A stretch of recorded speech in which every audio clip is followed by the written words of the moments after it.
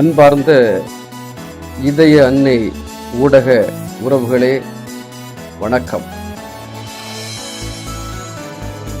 இன்று மிக சிறப்பான ஒரு நாள். புனித வாரத்தின் நுழைவாயில் குருத்து ஞாயிறு.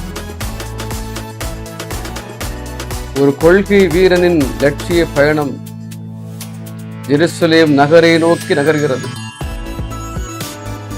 இந்த பயணத்தில் ஒடுக்குவோருக்கும் ஆணவக்காரர்களுக்கும் இடமில்லை. நலிவுற்று ஒடுக்கப்பட்டு உரிமை இழந்து நின்றவர்களின் பிரதிநிதியாக இயேசு எருசலேம் நோக்கி புறப்படுகிறார். இந்த பயணம் எருசலேமின் கோட்டையை வளைத்து ஆட்சியை பிடிக்கப் போகும் பயணம் அல்ல.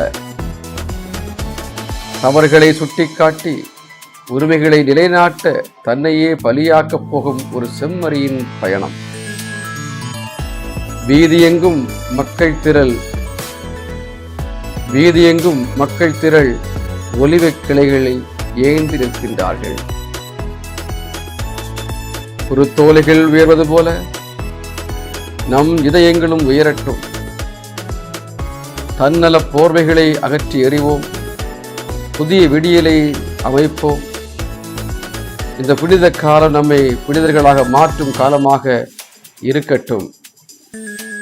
குருத்து ஞாயிறுடைய வரலாற்று பார்வையை நாம் பார்க்கும் பொழுது இயேசு வெற்றி வீரராய் எருசலேமுக்குள் நுழைந்ததை நினைவு கூறும் நாள் இது. 3ஆம் ஆண்டில் சிரியாவிலும் எகிப்திலும் முதலில் குருத்து ஞாயிறை கொண்டாடும் பழக்கம் ஏற்பட்டது. பின் 4ஆம் நூற்றாண்டில் அண்டை நாடுகளுக்கும் பரவியது. குறிப்பாக எருசலேமுக்கு சென்ற எஜேரியா என்ற பெண்மணி அங்கு கொண்டாடப்பட்ட குருத்து ஞாயிறை பற்றி தனது நூலில் எழுதியுள்ளார். 9ஆம் நூற்றாண்டில் ரோமையிலும் உலகம் முழுவதும் குருத்து ஞாயிறை கொண்டாடும் முறை படிப்படியாக திருச்சபையில் வளர்ந்தது. தங்களுக்கு விடுதலை வாழ்வு அளித்த இம்மாபெரும் பாஸ்காவை இஸ்ரேல் மக்கள் ஆண்டுதோறும் நன்றி உணர்வோடு தங்கள் வீடுகளில் கொண்டாடினர். இயேசுவும் ஒரு யூதராக சிறு வயதிலிருந்தே இந்த விழாவை கொண்டாடினார். வாழ்வின் இறுதியில் இப்பாஸ்கா விழாவை இயேசு தம் சீடர்களோடு இறுதி ராவுணவாக கொண்டாடினார். அன்பாதவர்களே, இந்த நாள் நம் குடும்பத்திற்கு வெற்றி பவுனியாக, வெற்றியின் நாளாக, கிறிஸ்து அரசருடைய உடனிருப்பு நம் அனைவரையும் ஆட்கொள்கின்ற நாளாக மாற கொண்டாடுவோமா?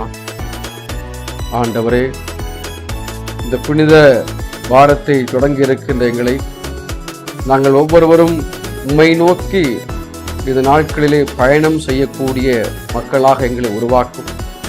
இந்த பயணத்தில் பல்வேறு காரியங்களை சுமந்து வருகின்ற அன்பு விசுவாசிகள் நாங்கள். மக்கள் மீது மனமிறங்கி மக்களுடைய சோர்வுகள், மக்களுடைய கவலைகள், மக்களுடைய பிரச்சனைகள் எல்லாவற்றிலும் நீ விடுதலை கொடுத்து வெற்றியின் பிள்ளைகளாக உம்மை நோக்கி பயணம் செய்ய, என்னாலும் உம்மோடு பயணம் செய்ய, உம்முடைய வழியில் பயணம் செய்ய, உமக்காக வாழ்க்கை அர்ப்பணிக்க லட்சிய வீரரே எங்களை ஆட்கொள்ளும், வழிநடத்தும். ஆமென். இணைந்து பயணிப்போம், இறை ஆசீர் பெறுவோம்.